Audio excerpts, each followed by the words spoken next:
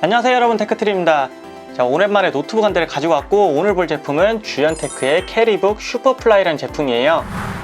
제가 정말 많이 추천을 드렸던 제품이고, 국내 출시된 초경량 노트북 중에서는 그램이나 이온과 더불어서 거의 탑급이라고 생각되는 제품이에요. 단순히 가볍다고 해서 탑이 될 수는 없겠죠. 이 캐리북 슈플 같은 경우에는 1.09kg의 무게와 대용량 배터리를 탑재하고 있고, 거기에 좋은 디스플레이와 USB-C 풀 펑션을 지원하고 있어요. 그 외 여러 가지 부가 기능도 지원하는데, 제가 볼 때 이 정도 스펙을 갖춘 제품은 그램이나 이온 외에는 찾아보기가 어려워요. 그래서 지금부터 이 캐리북 슈플이 뭐가 좋은지 알아볼 건데요. 여러분들의 구독과 좋아요는 채널 성장에 큰 도움이 됩니다.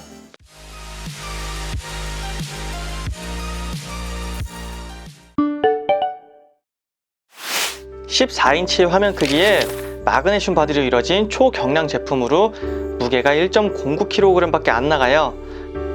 색상은 약간 어두운 그레이 색상으로 노트북으로는 깔끔하고 오염에 강한 색상이죠. 리드의 외부에는 아무 로고나 이름 없이 알아서 꾸미라고 이렇게 깨끗한 모습인데요. 그래도 좋은 BI를 어울리게 부착하는 게 더 낫지 않았을까 하는 생각이 있어요. 나만 그런가?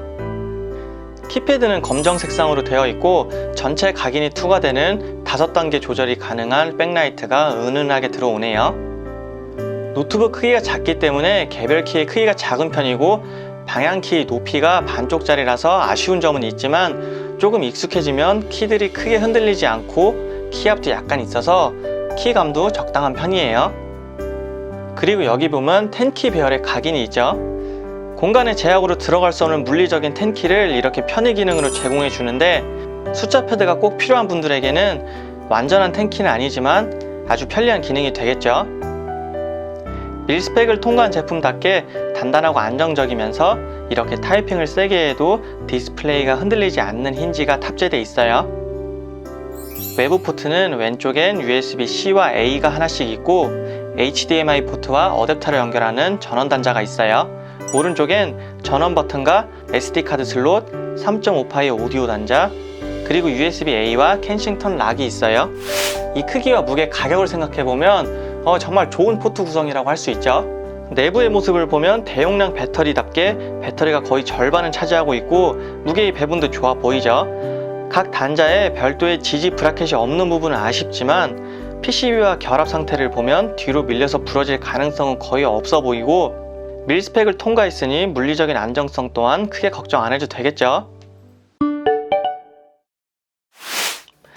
가장 핵심인 CPU는 인텔의 10세대 i5 코멘 레이크가 들어가 있고, 램은 온보드에 8기가, 그리고 추가 슬롯이 하나 있어요. SSD 역시 512기가가 기본으로 들어가 있고, M.2 2280 규격의 추가 슬롯이 있어서 램과 SSD의 확장성도 좋죠. 그래픽은 내장 그래픽을 사용하고, 배터리는 73W시의 대용량 배터리가 탑재되어 있네요.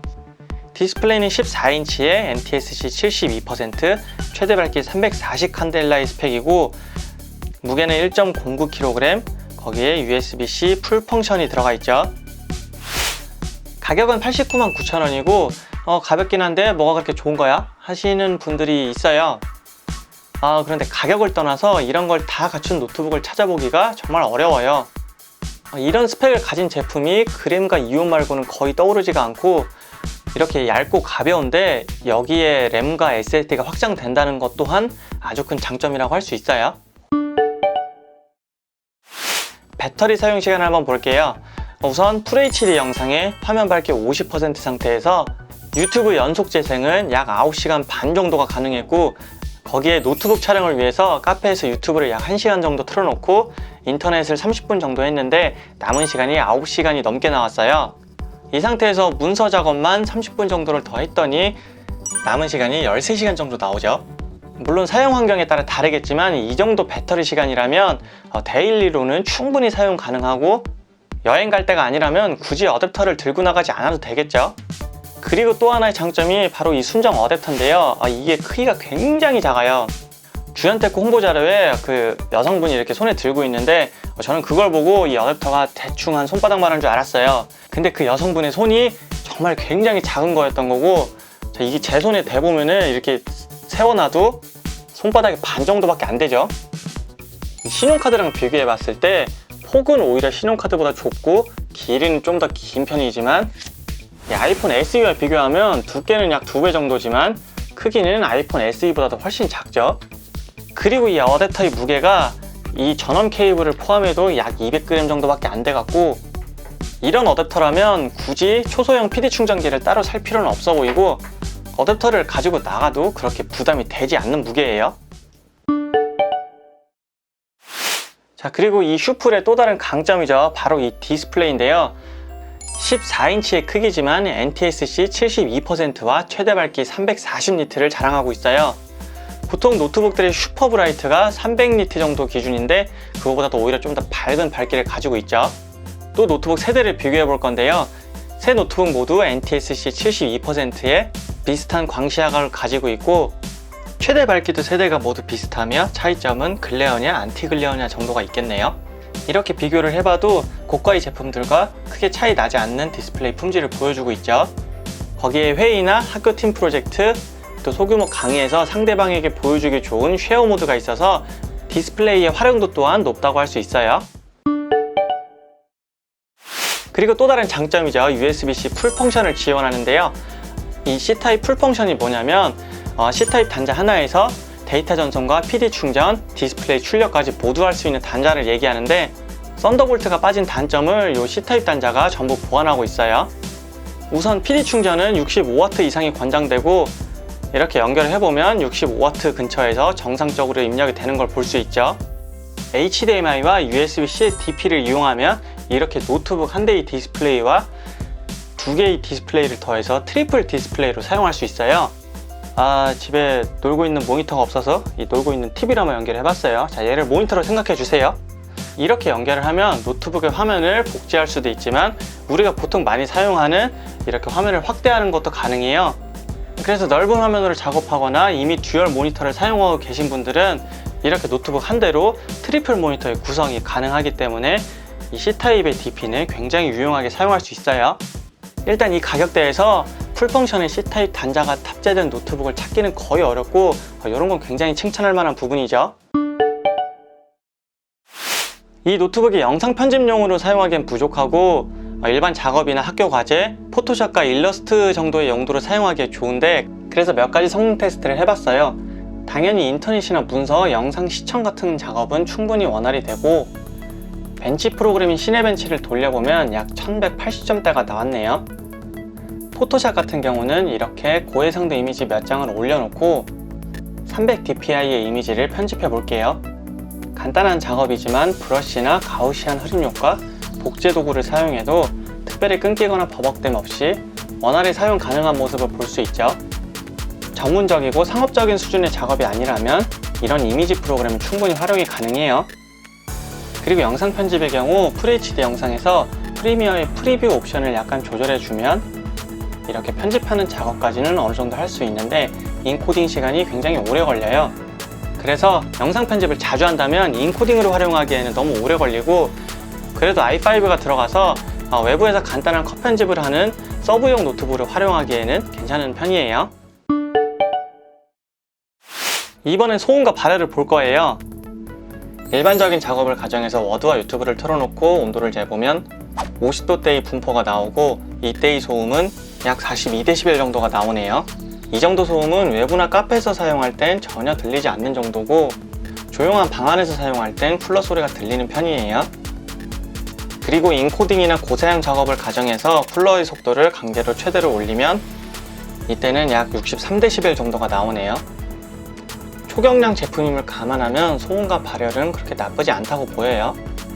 그리고 전력 모드와 쿨러 모드를 설정할 수 있는 기본 앱을 제공해주고 있고 이 소프트웨어에서 4가지 모드를 지원해주고 있기 때문에 조용한 곳이나 도서관 같은 데서 사용한다면 이렇게 콰이어트 모드로 놓고 사용하면 되겠죠. 여기서 좀 한 가지 아쉬운 부분이 있어요.